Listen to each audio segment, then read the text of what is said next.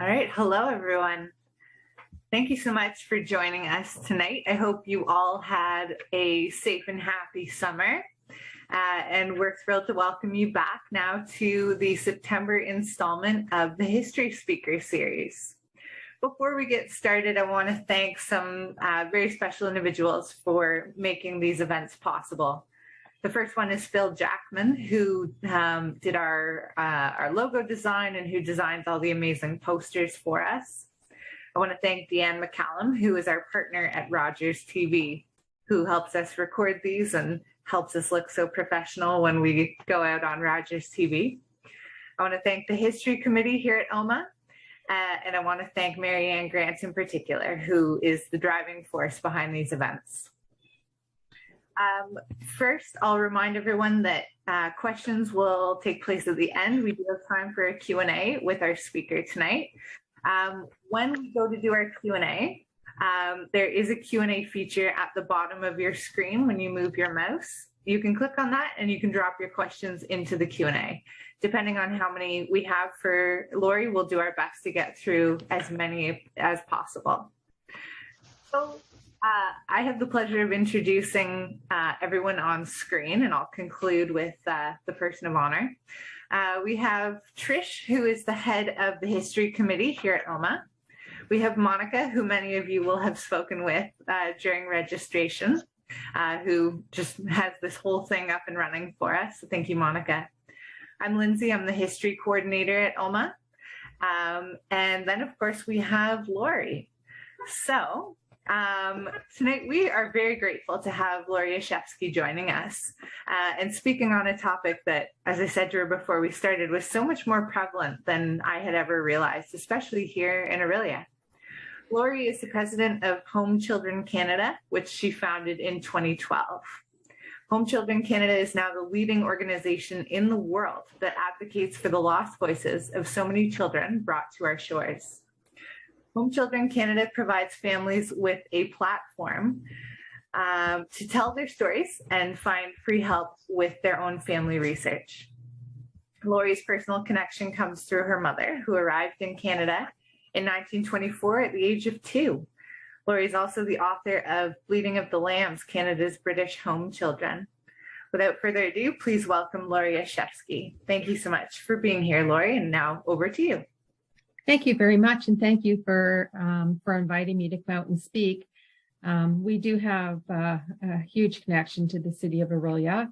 As we know that my mother, who came to Canada at the age of 2, she was born in Fair Valley, but when she was probably, about the age of 9 or 10, the family ended up moving into Orillia, and she grew up on Gill Street in Orillia. So I'm just going to share our presentation to start with, and we can get on with telling you about the home children. We were just discussing that over 4 million Canadians are descendants of the British home children, yet most of our population don't know about the children and what they endured and why they came to Canada. So it's really important that we share this story and that we make Canadians aware of the children and the impact that they had on our society and in the building of our nation.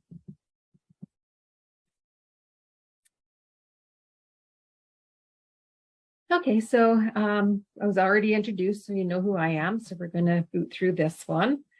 So with the home children, in 1869, a mass wave of structured immigration of children from the United Kingdom to Canada was started. Now, the UK had, they had been immigrating their children for almost 300 years prior to the start of this structured wave of immigration of the children. So it was a little bit different. Like I said, it was more structured. There was more paperwork done. And for most of the children, there was records that were kept of the children that came over. Throughout the years that this program ran, which is 1869 to about 1949, there were over 100,000 children that were sent, and brought to our Canadian shores. The children were, for the most part, forever separated from their families, from their friends, their culture. They were here to work as laborers and domestics. They were collectively known as the British Home Children. I like to, I think of them as forced orphanization for profit, and we will get into why I believe that's the, the proper term to refer to them as we go through the presentation. Over 50 sending organizations were involved in the immigration of these children to Canada. The best known was the Dr. Bernardo of Homes, and Dr. Bernardo was responsible for placing a lot of children in this area in central Ontario. We had a big receiving home. As you can see, there's a Hazelbury receiving home, a picture of the building there. And it was located in Peterborough, Ontario. And through that home was filtered over 9,000 children. And that was the girls' receiving home. In the earlier years, there were a few boys, but by 1886, it was mostly girls. It was all girls that came through that home. The immigration of children continued officially in Ontario here until 1939. After the Second World War, Fairbridge Farms brought about 300 children out to Vancouver, BC. And so that's why we get the immigration up to 1949. But the vast majority of the immigration came to an end in 1939. And it was an interesting reason why it kind of came to an end. Children were from toddlers up to the age of 18. As we've already heard, my mother was 2 when she was brought here to Canada. And I think in this area, we would probably better know them, know the Bernardo homes, but there was Quarriers and Fagans and the Church of England, Waifs and Strays, Annie McPherson's and Maria Rye. Now, these children were sent from one end of Canada to the other.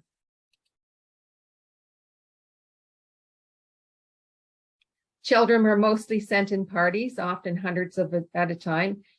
Each were provided with a trunk or a duffel bag, and this is really important for us to take a look at, because we're now starting to recover some of these trunks. And really, when you think of the amount of children that came across, we really don't have that many trunks that have survived. But it was an interesting thing that happened through COVID, because everybody was out there cleaning their farms and cleaning their attics, and we collected probably at least 20 trunks of all variety of sizes and, the various sending organizations that were sending children to Canada. So I was quite actually pleased with that, because I had some of them that were really on my most wanted list, and I have them. They're here sitting in my living room with me. So it's really great to get those.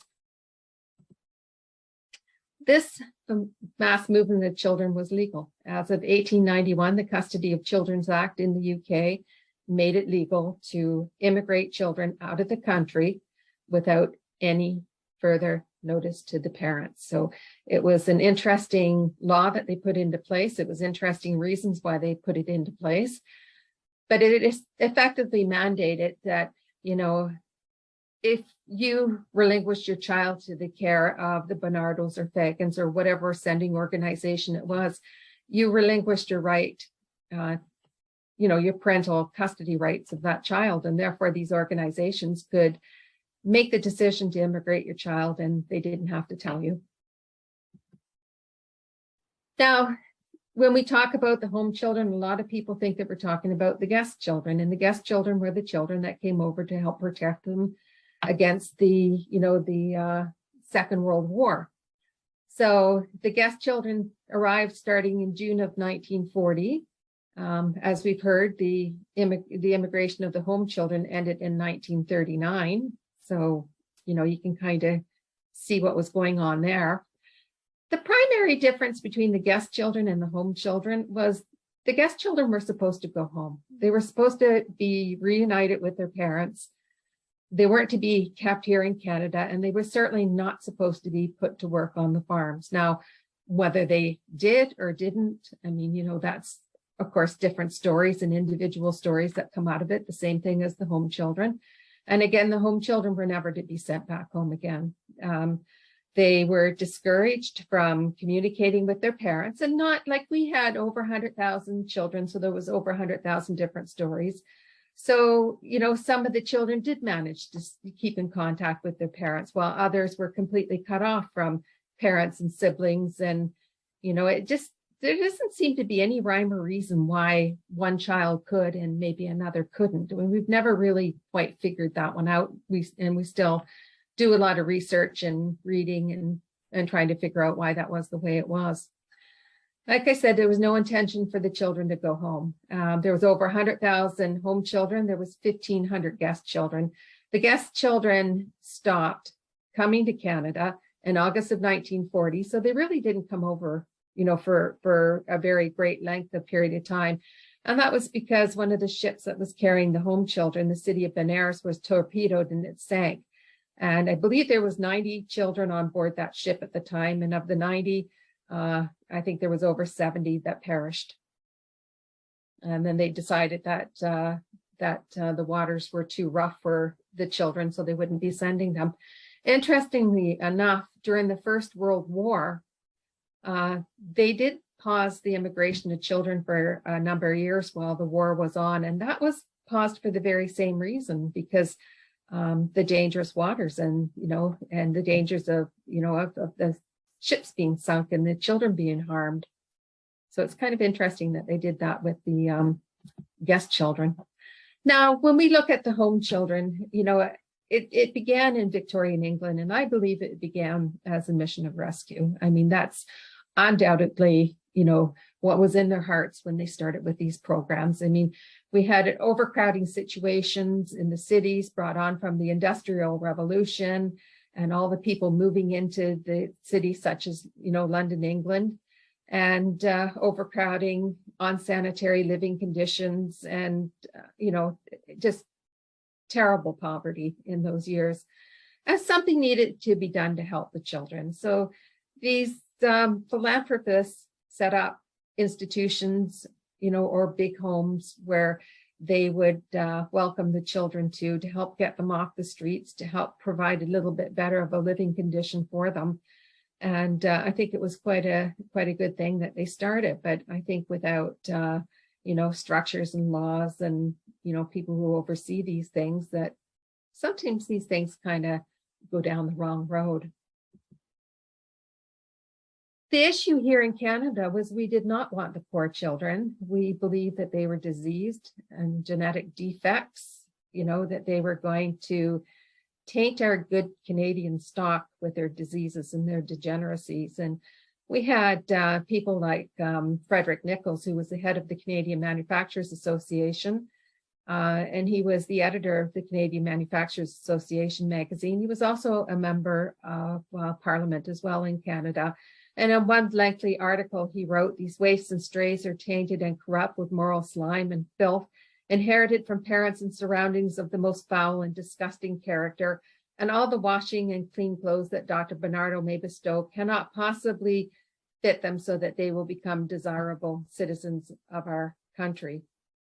When you read what he wrote about the home children, that basically reflected the general overall thought of our medical community and our House of Commons when it came to the kids. There was no compassion shown whatsoever for children that had come from obviously very traumatic backgrounds, who were suffering, all types of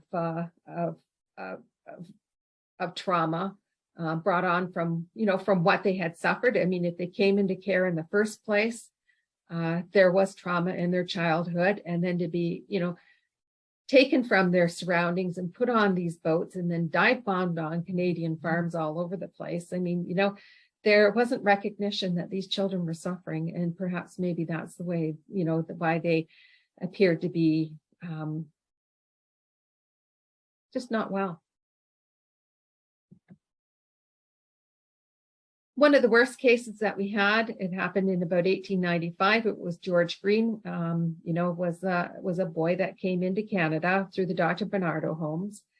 And he was horribly, horribly abused and neglected when, he was murdered actually by Helen Finley, the woman that was, that he was assigned to work on her farm. And when the authorities found him, his body was laid on a bed of straw with a hole cut out for his toilet. George Green was a Bernardo boy who had grown up in squalid surroundings in the city of London, so he had already suffered. He'd been beaten by his drunken mother and then left to fend for himself. For a short while, there was a ray of hope, a chance for a new life full of promise. And that would have been, if essentially when the Barnardos took him in and cared for him in their, institutions in the UK. A chance for a new life full of promise. And then in the backwoods of Grey County, Ontario, George found a rural hell and died. One night, Helen dragged him from his bedroom and threw him into the stable with the hogs. For 2 nights, he lay wide-eyed in terror, waiting for the dreaded footsteps, waiting for, for her to come after him, basically, again. His diet was mash, bran porridge, and an occasional slice of bread, which he often had to eat standing up. We could go on with, it's written there. He was a broken child. He was too weak to drag himself into another day of taunts, threats, beating, and torture. Physically, emotionally, and spiritually, he was drained. And one cold November morning, his body finally joined his spirit in death. And you would think that, this was all over the newspapers at the time, and you think that there would have been a whole lot of sympathy shown for this child, and there never was. What we were most concerned about in this country was, why were they allowing children like George Green to be immigrated into this country? And in fact, in 1897, there was a law that was put into place, and that law was to, you would have thought that there would have been, the law came about because of George Green, and you would have thought that that law would have been here to help protect the children, but it was not. It was here, put into place to protect us against the children who are intellectually or physically defective, like George Green. They wanted the sending organizations to send the best children that they had to Canada, not necessarily the children that were truly in need of care, like children like George Green, or, children like I had an Aunt Mary that came from a very, very terrible living condition. We'll get into her as we get into the presentation tonight. These children did not need to come to Canada to be saved. They were saved when they were brought into the institutions, where they were clothed, where they were fed, and where they had a ray of hope. Sending these children to Canada did not save them. It did for some children, but we can't say what would have happened to those children had they been left in England. I think it changed the odds for the children. Some children who came to Canada survived because they came to Canada. And some children, like George Green, died because he came to Canada. And just as a side note, as I kind of go up here, we did end up finding his grave, finding where he was buried. And a few years ago, we did put a memorial stone in the cemetery for him. The woman that murdered him, she spent a year in jail, and then she married and moved into the United States. I don't think she ever had any children of her own or anything like that, which, thank heavens for that. There were tens of thousands of children brought into Canada who were placed at a great risk. Every last single child that came here to Canada was open to this kind of abuse and neglect. And they say that 2/3 of the children suffered abuse and neglect. And they said that if you were to look at the abuses and the neglect that they suffered in today, through today's eyes, that number would be considerably higher. There were no safeguards put into place whatsoever to ensure that these children received a good home or they received a bad home. So if the child got a good home, they were lucky. And if they got a bad home, they were unlucky. Child care should have never come down to luck. Most parents were not told when their child was removed from the United Kingdom. Again, this is an after sailing notice. They did, in the case of Winifred Payne, they did notify her siblings. Winifred Payne was one of the children that was actually a true orphan, and most of the children were not. Only 2% of only 12% of the children that came here to Canada were true orphans, and Winifred Payne was one of them. This after sailing notice, we do have the original in our collections, which is a very interesting document to have. It said that, you know, that she, and this was done in 1905, she said that she had left for Canada sometime this month. It didn't say where she was going. It didn't say how they could contact her. It didn't say that, you know, if your family situation had improved, that you could come and retrieve your child from, you know, the sending organization. It basically just said that she's gone. Doesn't tell you where. In some of the contracts that they had to sign to send the kids, you know, when they were bringing the kids into the institution, it contained a Canada clause, and a Canada clause basically said that they were signing their rights away, their parental rights away from those children. It's interesting that they had that, because as of the 1891 laws, they didn't need that clause, but you know, I guess they put it in there just to reinforce the idea with the parents that that by placing, you know, your child, or if your child was seized or, you know, taken off the streets or whatever, that you lost your parental rights. Now, a lot of parents did relinquish the children to the care of Bernardos or you know, the various sending organizations. I mean, they had no social systems in place in the UK through those years. I mean, in today's society, we have like our mother's allowance and our welfare and food banks and different things like that, where you can turn to in times of need to help, you know, feed your family and help, you know, keep your family together. But they didn't have those systems in place in the UK. So you either had to put your child into a workhouse, or you put your child into one of these voluntary care organizations. And certainly the living conditions were much better for children in these organizations. But again, they didn't tell you that you lost your parental rights. So many parents, when things got better, would go back to retrieve their children, only to find out that they were gone and were never told where. Dr. Bernardo himself, you know, and there's this myth that these children were here to become become parts of loving families, and that is not true. But these children were here to work, all of them. They were a source of cheap labor on our farms and in our households. Now, if they became a member of you know, a loving family like my mother, then they were very fortunate, but that's not the reasons why they came here to Canada. And Dr. Bernardo himself in 1900 writes this in an article that he wrote for his newsletter magazine called Ups and Downs. He says, "We are not so young and unsophisticated as to imagine that the farmers take our boys for love. The primary object of the farmers in taking a boy is that his services be useful to him." So that comes from Dr. Bernardo himself. In the UK, Canada was marketed as a haven for children, and there was all kinds of propaganda that was sold in England that showed beautiful homes and showed, you know, we're one of the loving family, and you know, it painted a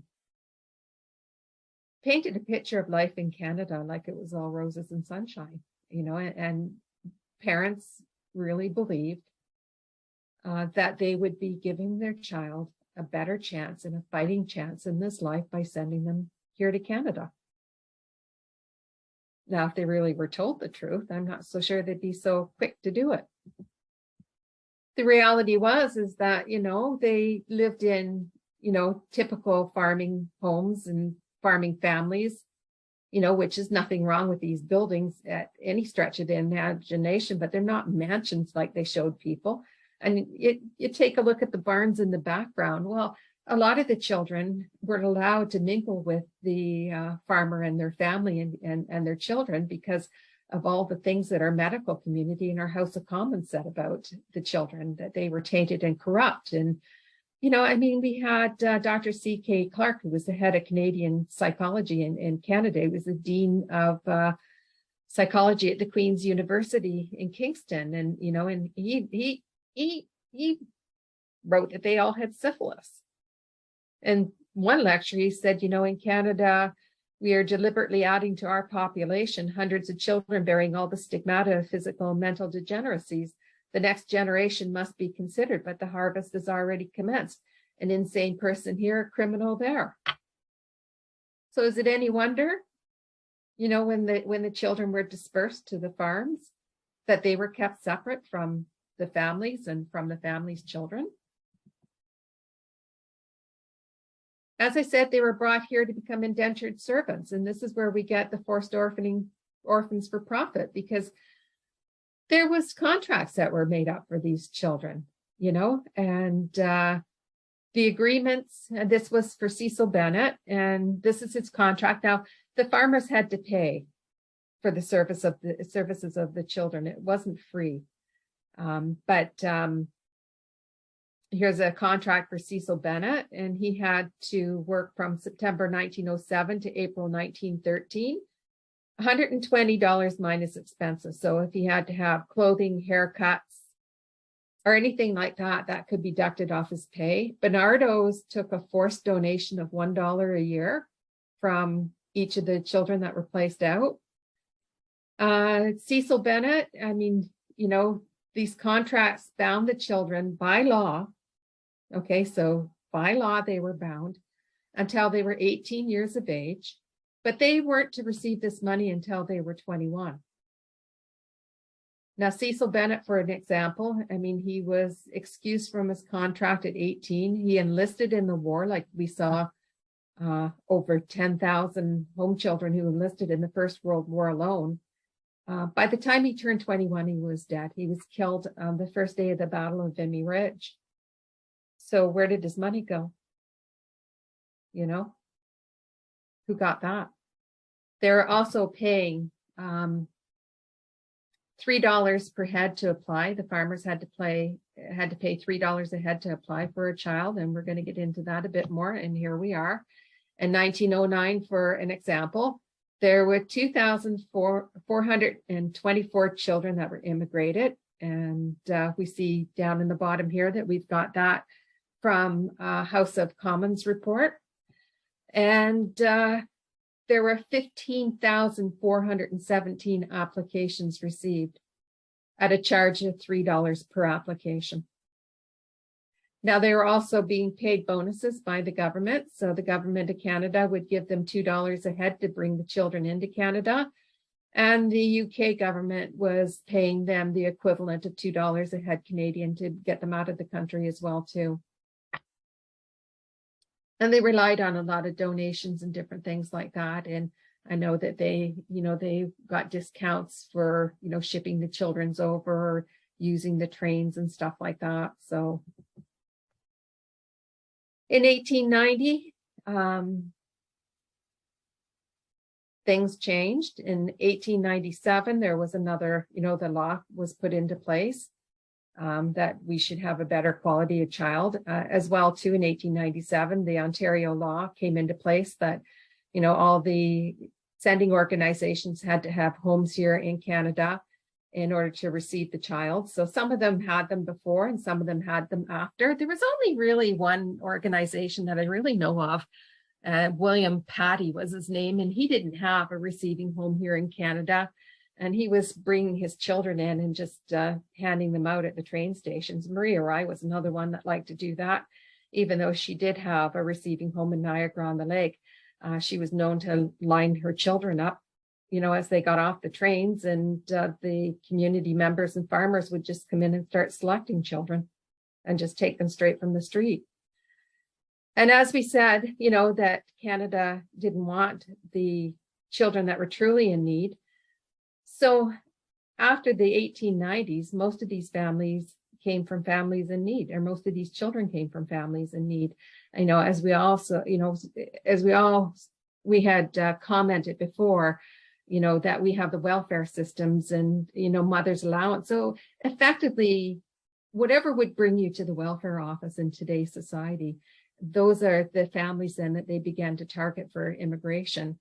We have the lady on the right of my screen here, which is Annie Cheeseman, and she's actually my mother's mother. And she lost 6 of her children in 1924 for the sin of being a single parent. Her husband deserted her, and she was unable to look after her 6 children financially. She loved them. She wanted them. but she had no choice. She actually put the children into the workhouse, which was worse than putting them into like Bernardo's or something like that. And my mom was just a newborn. She was just days old when they admitted her to the workhouse. And most children or seniors, elderly people, they really didn't survive the harsh workhouse conditions. And I did travel to England a couple of years ago, and I visited the site of the workhouse where my mother was, and and they still had the cemetery in the back there full of the burials of people who didn't survive. They weren't marked or anything like that, but you knew where they were.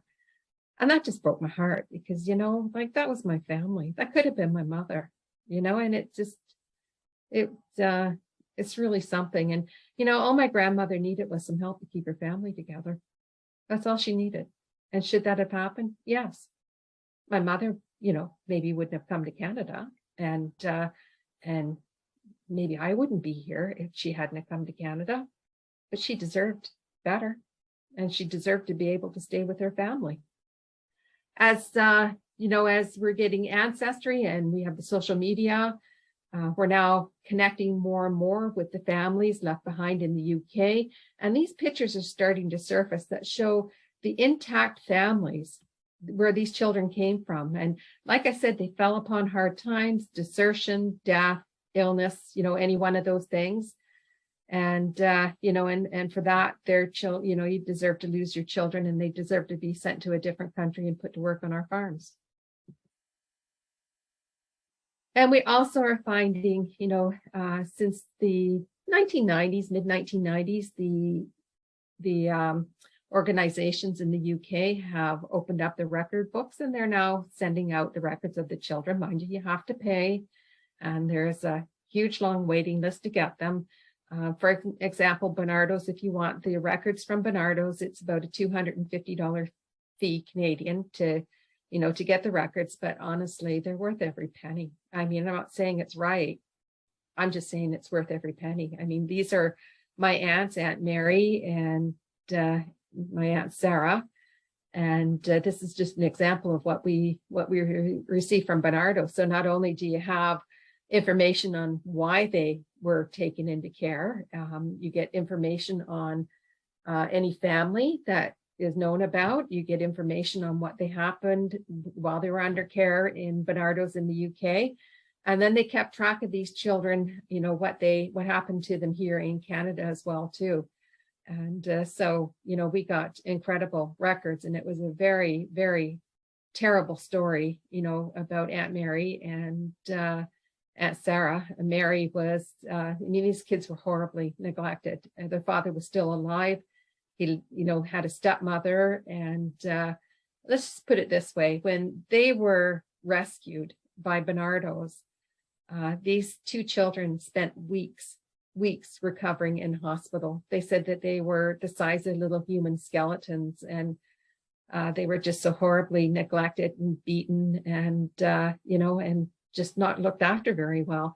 And then they put them into the hospital. And then once they got out of hospital, they were then put into Bernardo's. And Bernardo's had a girls' village over just outside of London called Barkingside Girls' Village. And in that village, these girls thrived. And, they were looked after, they were dressed, they were clothed, and they were surrounded by hundreds of children like themselves. And then they sent them to Canada. They were already saved in Barkingside. They didn't need to go to Canada to save them. Aunt Mary was moved over 20 times here in Canada. She was whipped, beaten, she was raped. She gave birth to a stillborn baby at the age of 14. She had a horrific life here in Canada, and that continued until she met a Bernardo boy who married her and whisked her away to Winnipeg, and she ended up thriving with him. She ended up having a really good life with him. So there is a good ending to her story. But when you consider the trauma in her childhood and then the trauma that she faced here in Canada, she's a very strong woman. I mean, she became a very loving parent and had a very, very, very good life here in Canada. But a lot of children that suffered this were not as lucky. I mean, we have all kinds of children acting out, burning barns, there was murders, there was suicides, there was all kinds of stuff. I mean, when you have children, that are in so much pain, and they, it's really sad. It chokes me up thinking about it anyway. And like I said, there was the good and the bad. We had already heard about Aunt Mary and what she had gone through. And we have Cecil Bennett here. And Cecil Bennett, we had gone through his contract. And, I've never been able to figure out his information over in the UK, what family he came from. I know he had brothers. And I'm hoping as more and more records become, released and stuff, that we might be able to find out a little bit more. It would be nice to reconnect him with his family again. But he was taken into the home of Ben Johnson, and with Ben Johnson, he was very, very well looked after, and he was loved just like a son. So he ended up in a very good situation here in Canada. And in fact, after he died in the First World War, he was mourned very deeply by the family, and the family kept all of his things. And they did turn them over to me a number of years ago, but they had everything, like his Bible, his good conduct medal, things that he got here in Canada, his trunk that he brought from the UK to Canada, as we were talking about the trunks, and all of his contract information, which was absolutely amazing to have. I mean, I don't think that we have another complete record of information as we receive from, the Johnson family. And so they obviously really cared about him a lot. And his information was turned over to the Canadian Museum of History in Quebec. And he is in an exhibit that we opened at Canada 150 for the home children there. It's interesting to also note that Canada did not stop the immigration of children until 1970. Now, they didn't come to Canada until 1970, although we have uncovered, the odd child coming up to, the 1950s. In mid-1950s is about probably the latest one that I can find. So they obviously stopped immigrating parties of children, but maybe the odd child and stuff like that came out under their guidance. But they did send the children to Australia, New Zealand, South Africa. And like I said, it didn't stop until 1970. So these archaic laws that they put into place in the 1890s and stuff, I mean, although they would have been refined a bit over the years, I mean, they still stopped and they still did this. And, a lot is known about the children that went to Australia. There was actually a movie that was done called Oranges and Sunshine, and sometimes you can pick that up on Netflix. And it really broke the door open about this immigration of children. And plus, a lot of these children are surviving, and they've got the internet, and they've figured it out on their own. And but there never seems to be a mention of Canada. Canada keeps getting swept under the carpet and overlooked, and even in that movie that they did, there's no mention of the children that came to Canada. And that's why we need to be their voices. That's why we need to tell the story. And, that's why we need to keep doing this until we are all aware of these children. Over 4 million descendants in Canada. And yet, the most resounding thing we heard from the home children was their silence. And because of their silence, most Canadians don't know their story. And the silence, came from the stigmatization that they were, that they all were placed under. I mean, they were all tarred with that same brush when they got off the ships and landed in Nova Scotia or wherever they landed. And, nobody ever said, well, Johnny over there looks like a nice guy, so we're going to cut him some slack. I mean, they were all treated the same way. I have one home child that just recently passed away.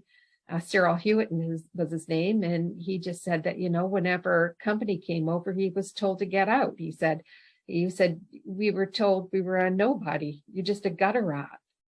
And, and he came over in 1938. So even in 1938, all that stigmatization that they put on these children in Victorian England, and even the sending organizations. Maria Rye was famous for talking about these children in derogatory, fashions, and and saying these terrible things about the kids. And it just it's astounding that it lasted all these years. And in 2012, when I started working with the home children, we had Don Pete of the Toronto Sun that had wrote an article, and he was taking a swipe at Mayor Rob Ford, his unruly behavior as being a genetic defect passed down by his British home child grandfather. And yes, the Ford families, they are descendants of home children, and so is Don Cherry's family. But that aside from from people's feelings about that, because it was directed at somebody that people took delight in tearing down. I mean, what they said went over everybody's head. It was a terrible thing that they said, and they wouldn't have gotten away with that had they said that about other segments of our population. But in spite of all that, many home children went on to make good lives and to make great contributions to Canada. And, and that's one of the things that, that we really strive to share, to acknowledge, and to be proud of our home children. I mean, most of them survived, and most of them went on and created families for themselves here in Canada. Most of them created good jobs, had good lives. This is Cyril Hewitt, who we've just mentioned, and this is Sir George Beardshaw. And so George is our last surviving original home child, and that is the children that came up until 1939. Out of over 100,000 children, George is the last one that's surviving that we know of. But I would think after 10 years of working, as hard as I have in, with the home children, that if there are other ones out there, then I would have heard about them by now. But, we'll just have to wait and see what comes. But to our knowledge, he is the last surviving home child in Canada. And he's also our last surviving home child that served in our wars. He was a veteran of the Queen's Own Rifles. And that's another thing that we need to acknowledge too. And it's another thing, that the service in our wars is very close to my heart. And and we work very hard at having that acknowledged. We now have had the Veterans Affairs Canada acknowledge the service of the home children as an individual group of Canadians who served. So if you go to their website, you're going to see the home children, and you're going to see information about their service in our wars, which is fantastic. George, he turned 99 just a couple of weeks ago, and for his 99th birthday, we had nominated him for the French Medal of Honor, and it's called the Legion of Honor, and it's the equivalent to the Order of Canada, but it's awarded to by the French government, and it's for his participation in the liberation of France. And they at first weren't giving it out to Canadians, but they, over the years have decided that they're going to award it to Canadian soldiers who participated. And, so we did send in George's application, and he was approved. So in a surprise military event in London just a couple of weeks ago, we had all the military officials and stuff there, and they presented him with this medal. And I didn't realize until that day that he also has been knighted by the French government. So he is now Sir George Beardshaw. And I think that was an amazing gift for his 99th birthday. I can't wait to see what we're going to pull off for 100. There's lots of ways that you can continue to learn about the home children. We've had tons and tons of books that have been written about the home children over the years. And we do have a page on Facebook where I put in all the books that I can find about home children. So you can browse the books. And these are some of the better ones.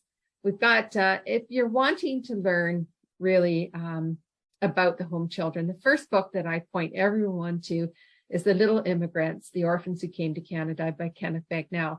And that was published in the 1980s, and it hit the bestsellers list on Canada, in Canada.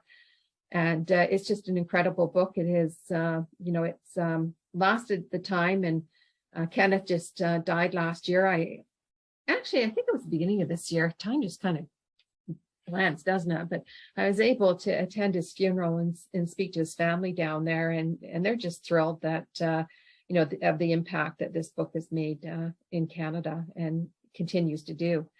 Other books that have written, Imagined Orphans and Laboring Children, They Get in Uprooted, are really, really good books. The Golden Bridge, they're really in depth.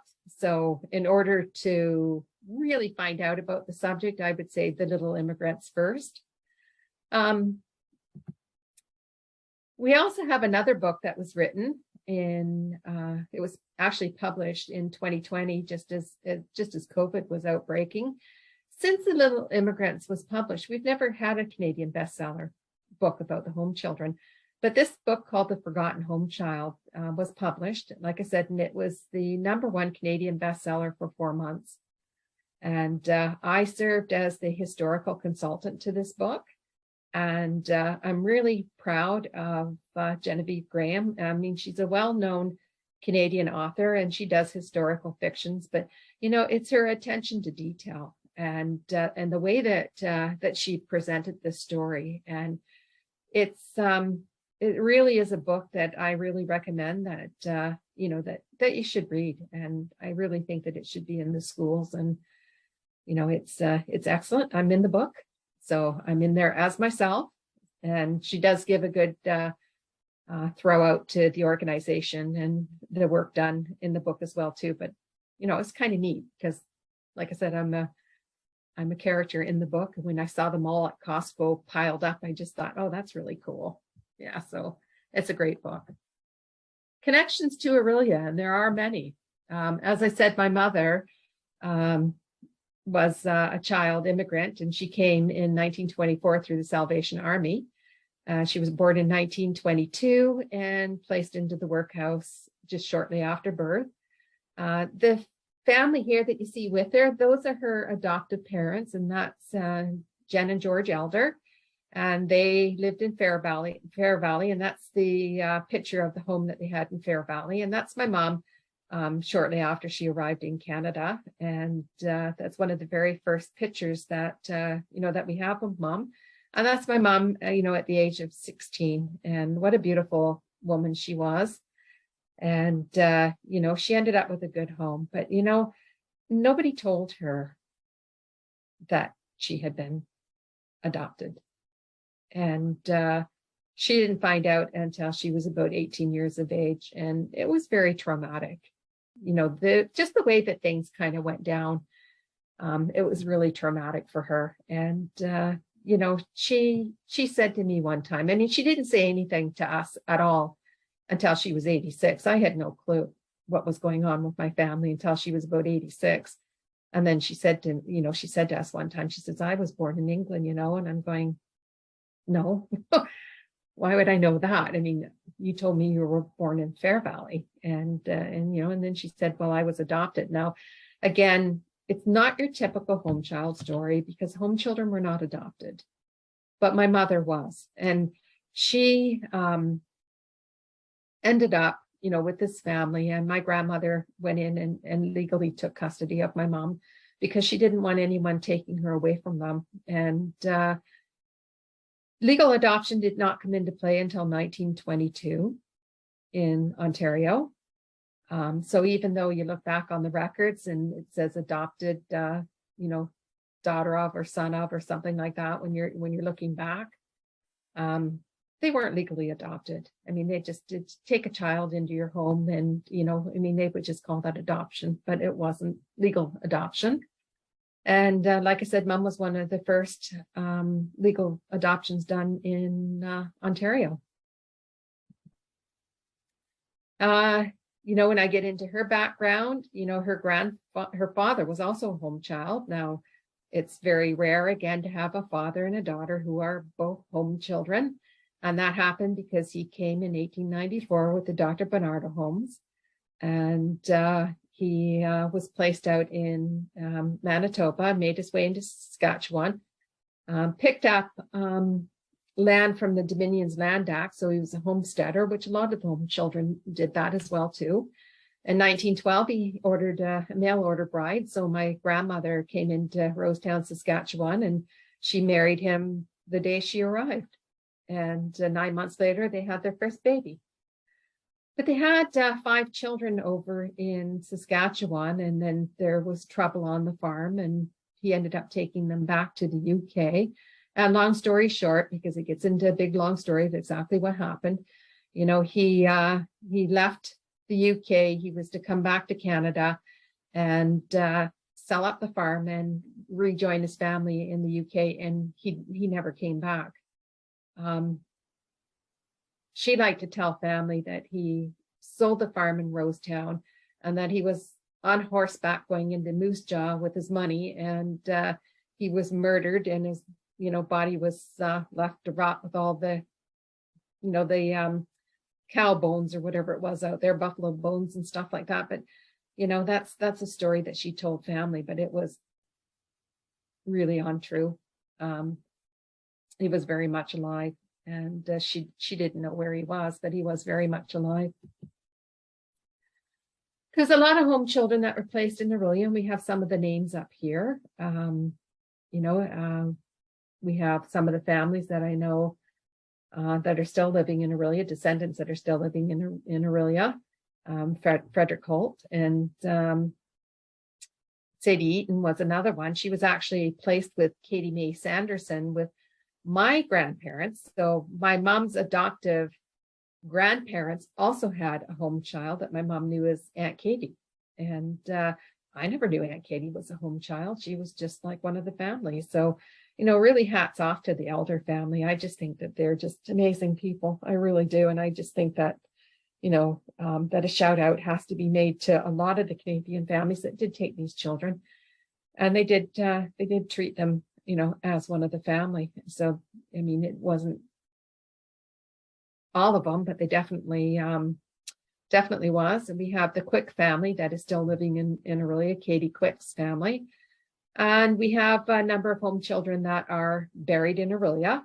Now, we also have to keep in mind that we have been making a burial index of where all the home children are buried, and we have just over 7,000 names, but we have 100,000 that we need to find. So as we keep finding more and more information and we keep building the indexes, we're going to find even more and more children that were connected to the different areas and stuff. So it's very interesting and a very worthwhile project that we're working on with that. And these are just some of the pictures of all the home children in my family. We've got quite a few. The 3 children down in the lower left corner are my mom's brother and her 2 twin sisters. And these children were actually born in, and little Archie above them with a little cute face. This family was actually born, these kids were actually born in Canada. So it makes them Canadian born home children. So, and that's another thing, because when we talk about British home children, everybody thinks that they're just children that were born in the UK, and that's not true. They could be born in the United States. I have home children that were born in the United States. I have them that were born in Africa, and I have now discovered a home child that was born in China. So it doesn't matter where they were born. If they ran into trouble in the UK, then they could become British home children. Katie Mae Sanderson, of course, we heard about Katie. She definitely, she did grow up in Fair Valley, but she trained at the hospital in Orillia. You can just see the little picture of her nursing there. And she made her life in Orillia, and she made a very valuable contributions to the city of Orillia over the years. And she was a wonderful, wonderful lady. Cecilia Joette is one of my darlings of Orillia. She trained for a nurse again at the Orillia Hospital. She was befriended by Stephen Leacock, and she did gardening for him. And Leacock encouraged her to write her memoirs about being a home child. And she did that in her book, No Thought for Tomorrow, The Story of a Northern Nurse. And it's interesting because I actually read that book. My mom had a copy of it in her basement, and I read it when I was about 14 years of age. And that story stuck with me. it really stuck with me. And, you know, when I found out about my family's connection to like the Bernardos and all the rest of it, I knew the story of the children. I didn't know all of it, and I had my preconceived ideas about it. You know, and like I thought they were all orphans and, you know, things that we were, you know, really taught to believe. And when I found out about my mom's story and how she wasn't really an orphan, and the situation, you know, under the circumstances in which, you know, her mother lost these children, it resonated with me because I became a single parent, and I had to, you know, I had no job to support myself. I had to go to the food bank. I had to go to welfare, you know, I had to, you know, but the thing is that those systems were in place to help us, you know, and to me, it was like telling me that, that I wasn't good enough to raise my kids because I was a single parent. And, you know, like I said, it resonated with me because I found out about my grandmother and her situation. So I wanted to know how many other children were like this. I wanted to know how many were like my mom. And that's what started me. And I found lots and lots and lots that, you know, were taken for, you know, for those reasons. And, you know, I like to think I vindicated my grandmother a little bit in all of this too, my biological grandmother. I feel desperately sorry for her. And she did also come to Canada. She did marry here in Canada out west. And she did raise like a second family. And I have been in contact with them. I have found everybody. And I've been out west to visit them. And of course, they could tell me, you know, things that they knew about her side of the story. And, you know, it was really interesting to reconnect with the family and to find out. And I think that's, you know, another reason why we work so hard with our families is because everyone deserves to know the truth. And so did the home children. And most of the home children have gone to their graves not knowing the truth about why they were taken into care and why they were sent here to Canada. And you know, when you don't know the truth, I mean, you have all these misconceptions in your head. Like my mother said that she thought that, you know, that she was so ugly that, you know, that her father deserted them because he didn't like the way that she looked.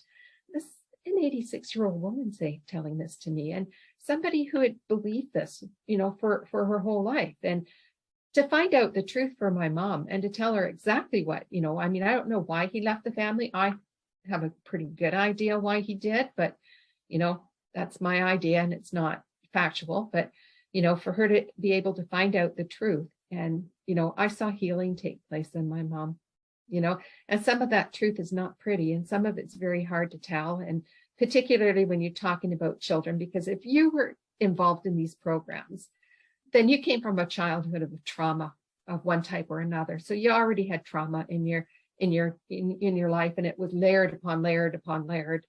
And to see those layers peel back and to see the healing take place, you know, I'll be working at this for the rest of my life. I mean, if we can bring this kind of healing and if we can bring this kind of closure to our families, to the descendants, you know, then we have an obligation to continue working, and that's what I'm going to do. We have Albert and Reg Jeffkins, they were also placed in Orillia. And this is kind of a neat little picture here because that's actually taken on the farm. I think it was just outside of Orillia where they were placed. So we had a lot of home children that were placed up in the area. Orillia is home to many descendants such as Sylvia Smith. Sylvia's paternal grandmother and aunt, Bertha and Annie, were taken into care by the inspector of the Dr. Bernardo homes after the 5 children of Rebecca Rudding were found to have been in a deplorable state of grimy filth. You know, again, and this comes from the Bernardo records that, you know, that Sylvia had gotten from the Bernardo homes. You have to kind of read in between the lines as well, too. Rebecca had been left on her own to support 5 children. And, you know, again, in the situation with my grandmother, how many people could have done that? You know, they were sent to the Bernardo homes and then sent to Canada. And kind of funny because one of the girls actually lived on Moffat Street, and she lived just down the street from where my grandmother lived, Moffat Street and Gill Street. So both of my grandmothers lived in very close proximity to these girls. And behind me, you can see that I have a quilt here. The quilt was created in 2016. Every square represents a home child.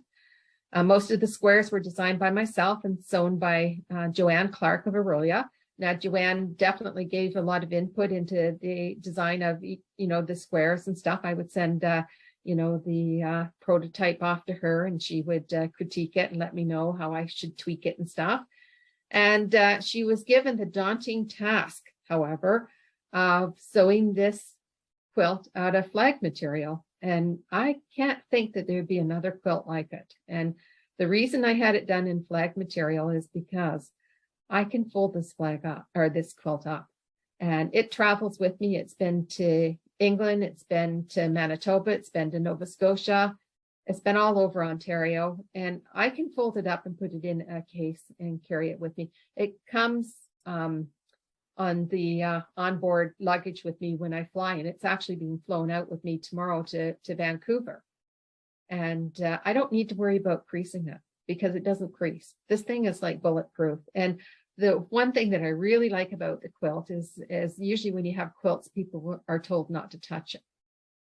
Well, they can touch this quilt. And, I don't want donuts and coffee on the quilt, but, clean hands, but they can touch this quilt. And, it adds texture and it adds feeling. And, and I think it's a closer connection for people. So I think it's quite remarkable. And I think that Joanne, did an absolutely incredible job with the quilt. And again, that's another connection to Aurelia.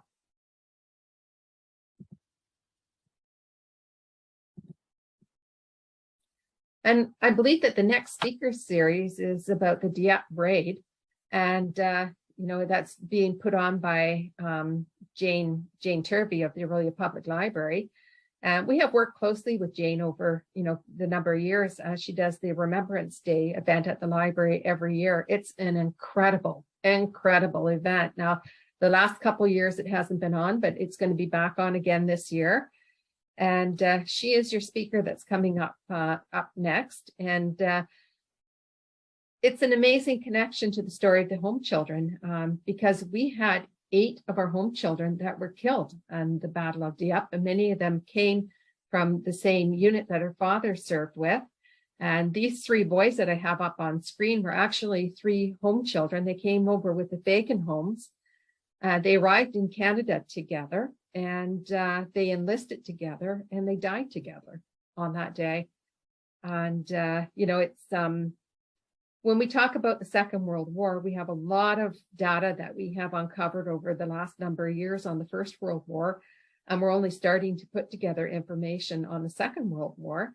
And I only have a listing of 500 soldiers so far that I can identify as home children. So we figure over 25,000 home children served. So with the First World War that I know and the Second World War, I have a listing combined of about 2,000 home children who served in the collective wars.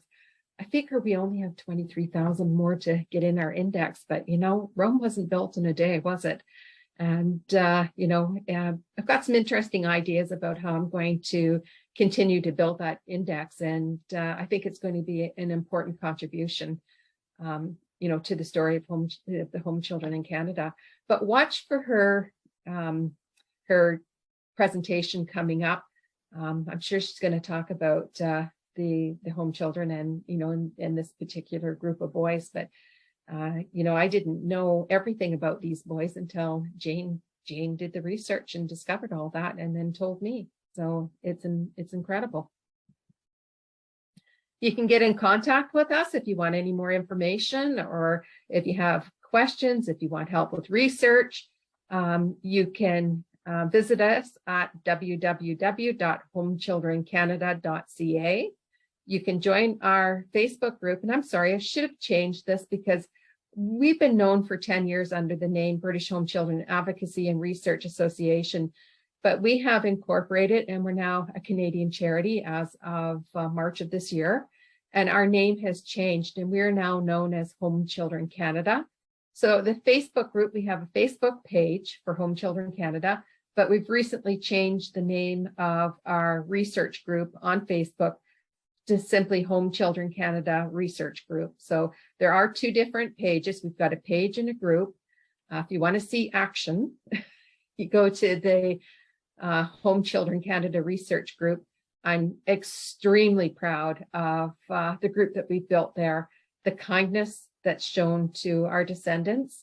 And, we offer free, research for our families and interested people as well, too. And it's incredible to watch them work, because you have people that join and they, put in the information that they know, and then the group goes to work, and it takes seconds, really, at times, to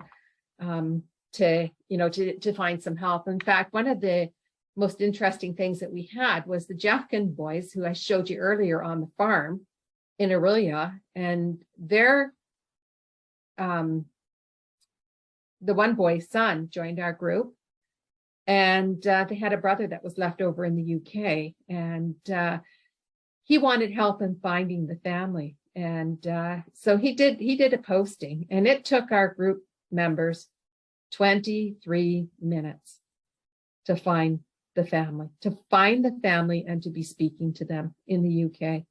And that was a huge thing that they had put out in the Toronto Star. It was a 3-page article that they had published about that. And it was called The Century-Long Family Secret and the 30-Minute Unraveling. It was incredible, absolutely incredible. So you can find us on Facebook. You can email us at info@britishhomechildren.com as well, too. So info@britishhomechildren.com. And we would be happy to answer any questions, offer any support, give you any help. Okay. Jane, Lori, we already have questions in the chat here for you. Sure. The first one is coming in from Queensland, Australia. So good morning. Good morning. Their great grandmother and her siblings were British home children who arrived in Canada in 1880. So the story goes, they were aged 2 to 10. Their mother had died, and their father handed them into the Liverpool sheltering home. They were sent to Canada in pairs. So would their father have had to give permission for them to come to Canada? It was before the 1891 Act. Not necessarily. No, that was through Louisa Burt, and those children would have been taken into Knowlton, Quebec in those years, but no, not necessarily. Okay. We don't have we have a lot of information about some of the sending organizations, but other ones we don't necessarily. So Louisa Burt, a lot of her records, by the way, are held by the Bernardo offices in England. So if they haven't contacted Bernardo's to get those records, then they can do that. They won't be the $250 ones, because there wouldn't be a lot of information contained in those records in comparison to the Bernardo records. So I don't think we have really any contracts that really show whether they had to sign that Canada clause or not. So I don't know, actually. That's a good question. Very cool. Vicky is wondering, did some home children come from Scotland? Yes, definitely. Yes, definitely. The Quarriers Orphan Homes of Scotland sent over 5,000 children here to Canada. Annie McPherson in the earlier years was immigrating children from Scotland. Dr. Bernardo's took children from Scotland. Emma Sterling also sent children out of Scotland.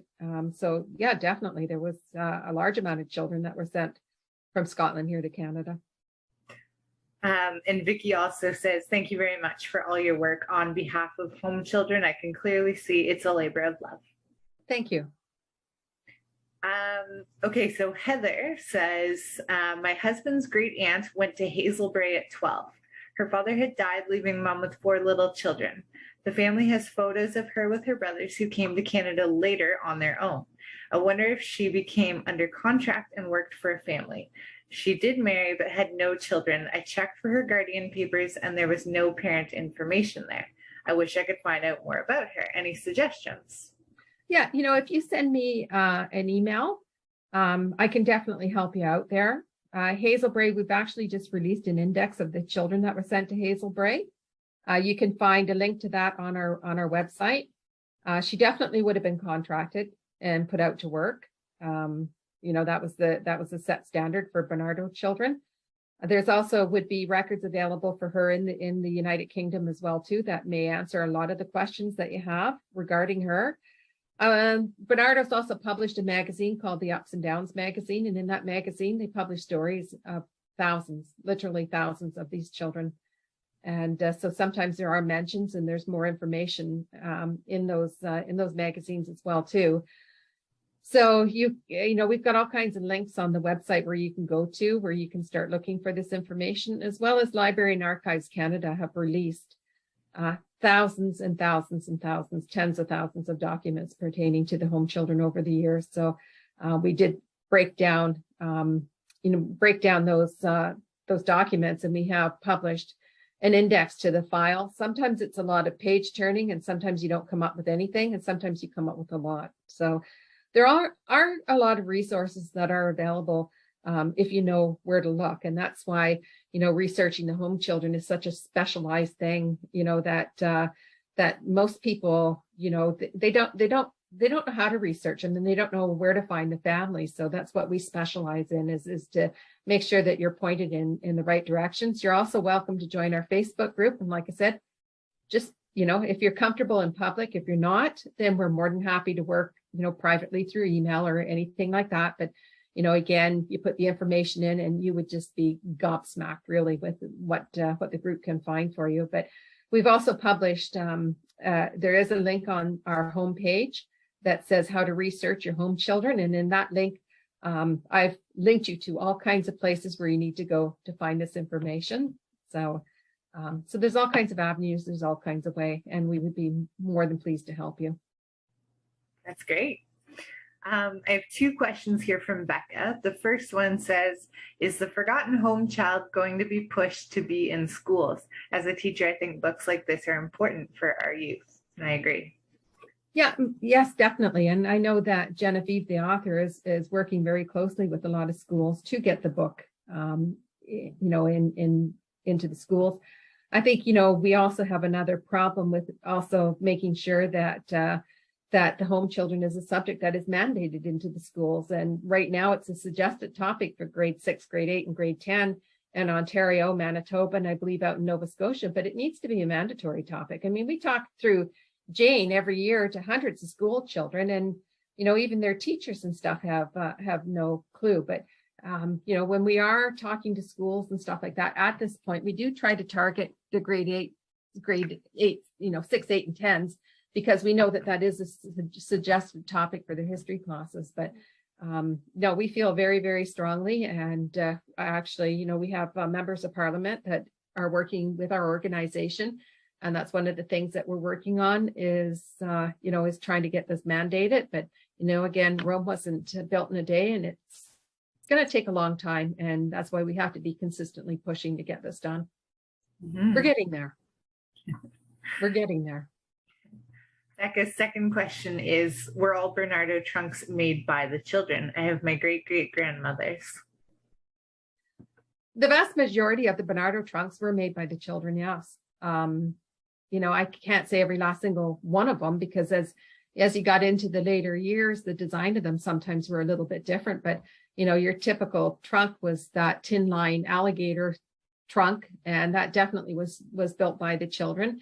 And they did solid wood versions as well too. So I'd say yes. It's a good, strong chance it was built. Now it wouldn't have been built by the child themselves. It would have been built by the boys, in that shop. Now, when they had them in the institutions over in England, they had various shops that the children worked in, and one of the shops was building these boxes. And we do have photographs of the children working on the trunks and stuff. And yeah, so they're amazing things to have, and it's wonderful that you have that trunk. Mm-hmm. Hands on it. Yeah. Agreed. Yeah. Someone has asked, I'm in Vancouver and would love to view the quilt. Where might I see it? Well, we're doing a public presentation at the Duncan United Church this coming Sunday. I'm not sure what time the service starts. It's in the morning. I think it's around 10. You'd have to check the Duncan United Church, their website, or send us an email, but we are definitely, I will have the quilt there for sure. So there's an interesting question here from Kathy, who says, my grandfather was a home child sent to Saskatchewan in the 1890s by Bernardos. We've obtained his file, including caseworker notes of visits with William that indicated his experience was being monitored and changes were initiated by the caseworker. Is this a typical or an exceptional case? No, I think that it's typical. And I think that, in particular with Bernardos, there was an effort made by Bernardos to follow up with the children's placements and stuff like that. Now, not all children got inspections for a whole variety of reasons. They had a hard time covering the territory in the winter times, or, roads that weren't in really good conditions, or just the sheer vastness of our country made it impossible to get to every child. A lot of the children, we've heard stories of them being threatened by the placement family that they weren't to speak when the inspectors came. And some of the children were conspicuously absent when the inspectors showed up. So it was, it was enlightened for the times, the structure that they had, but it was grossly inadequate. But there are records, and, I have Arthur Clarkson that, is a story that I tell, who was made to sleep in an unheated attic. And, he ended up with tremendous frostbite on his feet, and he was, horsewhipped when he couldn't get out of bed because of feet got infected, and he got ill, and they whipped him. And, when the inspectors found out about his situation, he was moved. Now, then I look at my Aunt Mary, who was moved 20 times in 8 years, and I know that because it's in the Bernardos notes. So why didn't they do something to stop the nonsense that went on with her? So, it's, like I said, it's 100,000 children. It's a whole variety of stories. So, yes, those things happen where, certainly in Arthur Clarkson's situation, they certainly saved that boy by removing him. But they did nothing for my aunt. So Crystal has dropped some great information in the chat with some contact information for you. So Lori, I'll just leave that for you to take a look at. But thank you, Crystal, for your comments. Thank you. We're running low on time, so I'm going to wrap up with just 2 more questions here. One, similar to before, Peggy's wondering, did children come from Wales? I'm sorry, did children what? Come from Wales. Yes, they did. And the final question, do Bernardo homes still exist? And if yes, what is their role in today's world? They're like a social services for children. So yes, they still exist today. So do Poiriers, so do Fagan, so do the Middlemore homes. A lot of the sending organizations still exist today. Emma Sterling, who brought children out of Edinburgh, her organization still exists today, and it's actually the Children's Aid Society it's called Children's First in Scotland. So it's very active today. She was on the forefront of the anti-cruelty movement that swept through, Scotland and England back in the mid 1870s. So definitely, it still exists today. And these organizations, they've apologized for what they have done in the past. I mean, they're not responsible for this, mass immigration of children, and they work very closely with our organization as well too. So we get along really good with them. The charges that they have for the records, yeah, what am I going to say about that? Nothing. So to those of you whose questions we didn't get to, I do apologize, but we're running low on time. But Lori's put up the link to their Facebook page. So it sounds like if you do have further questions or are curious about research avenues, that is the place to go. With that, Lori, thank you so much. You're welcome. We're going to turn it over to Trish now to wrap things up for us. Okay, good evening, everyone. I first of all want to say thank you to all of you in attendance tonight and coming back to join us for our history speaker series. I want to say a very special thank you to Lori for joining us this evening to share the history behind the home children here in Canada, her own personal family connections, as well as learning about some local families as well.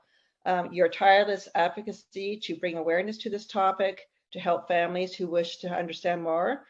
It's been heartbreaking to hear some of these stories, and you are allowing these children stories to be heard. So thank you so much, Lori, for all you have done and for joining us tonight. I also want to say thank you to everyone here in attendance tonight to listen to this very moving and informative presentation by our guest speaker.